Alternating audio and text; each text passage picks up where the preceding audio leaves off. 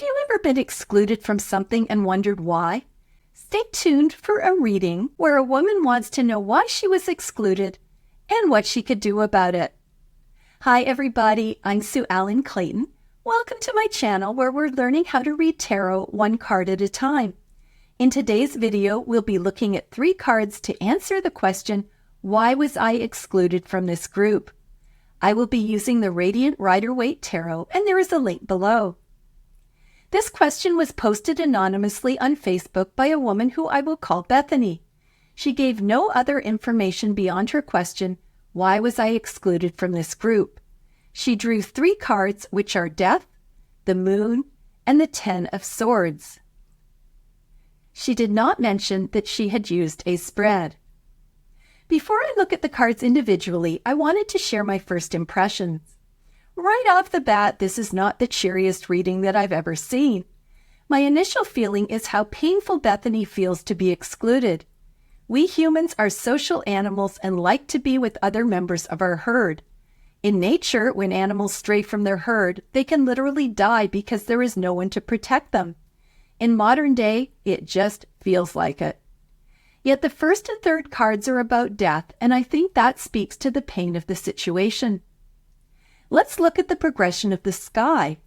We go from twilight to moonlight to black with a rising sun. So there is visible light in all 3 cards, which is interesting. We also have 2 major arcana cards, which tells us that this is some kind of a major life lesson for Bethany. The 10 of Swords is the minor arcana card, but it is the completion of the 1 to 10 series. So it feels like there are a lot of lessons here.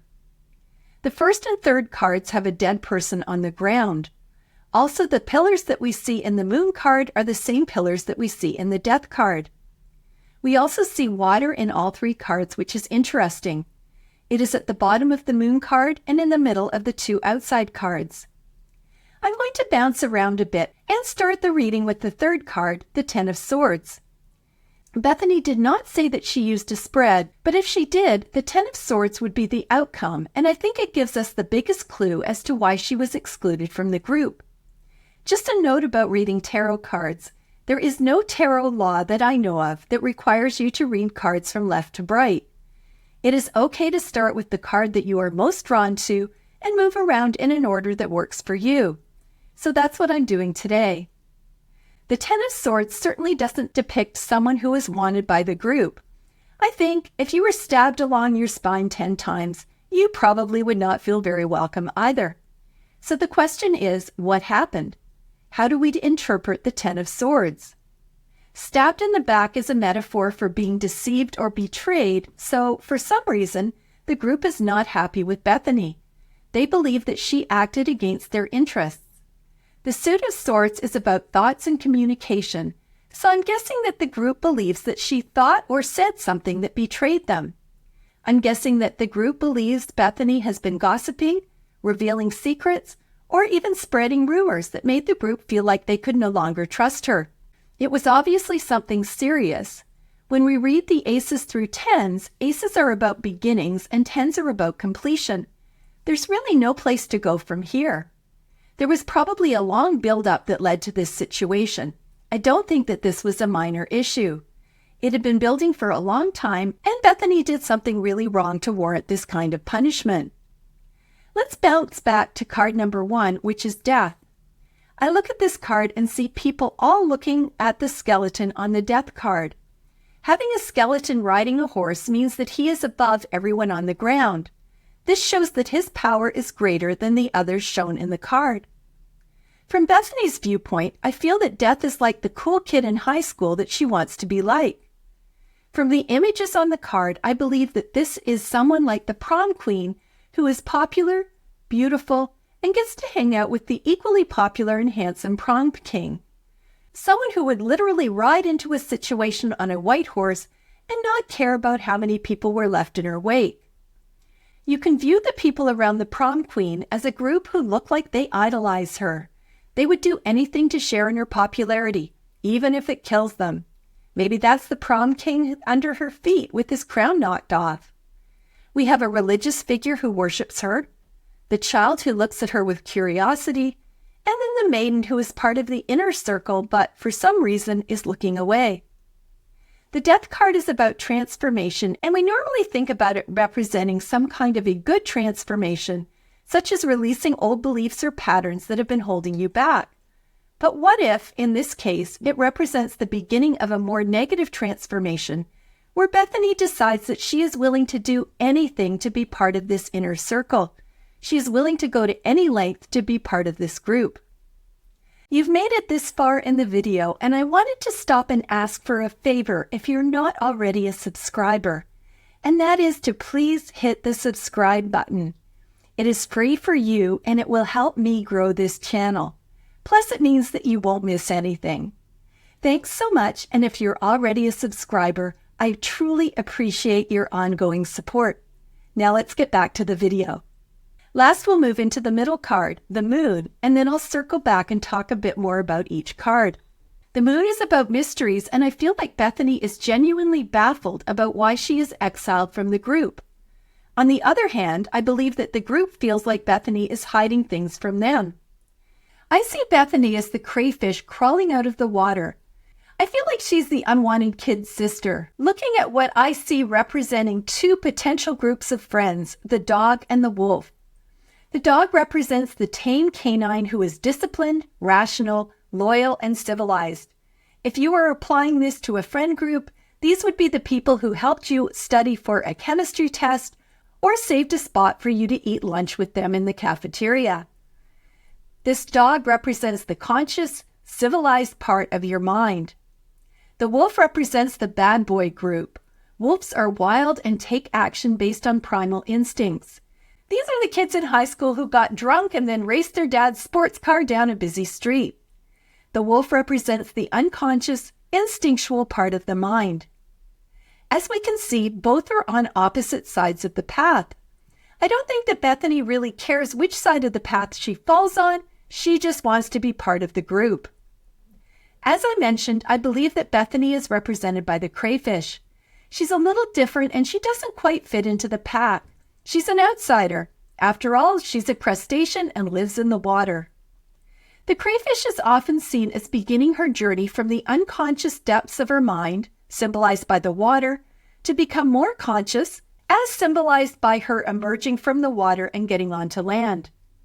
In this reading, Bethany is clearly on that journey as she tries to figure out what she's not aware of that's causing her exile and bringing it into her conscious awareness. It's interesting that crayfish can also symbolize transformation, just like the death card. Crayfish, like other crustaceans, have exoskeletons and undergo molting as they grow. So the moon card can symbolize that Bethany is willing to do everything possible to hang out with one of the dogs. The moon is a card about secrets and things not always being what they appear to be. In my video about the moon card, which I'll link to below, I explained that we live in the country and have 3 dogs. Sometimes they'll be at the back of our property barking like crazy, and we never know if they're barking at a raccoon or at somebody hiding in the woods. It can be very frightening, and that's how I feel when I see the moon card. Also, the moon always has a dark side. It represents the unconscious, which is something we cannot see. It represents fears, illusion, confusion, mysteries, things that are hidden, and deception. The moon also represents psychic abilities and dreams. The moon is also associated with intuition, which helps you know things even though you can't see them.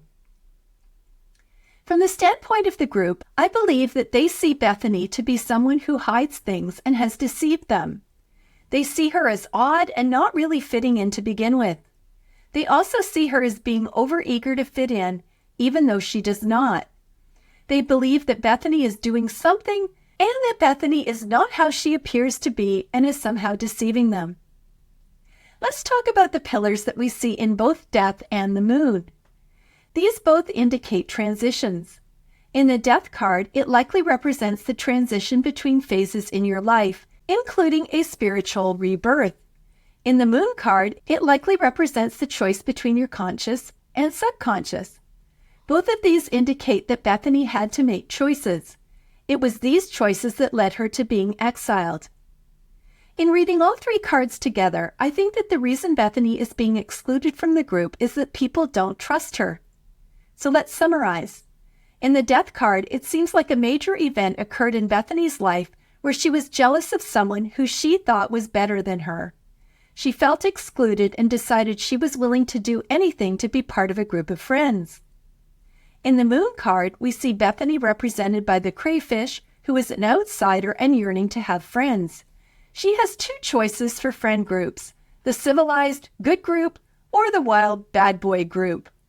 The Moon card indicates that people don't trust her or believe that she actually is how she appears. This is symbolized by her image as a crayfish, a crustacean with the ability to shed her skin and become something else if she chooses to do so.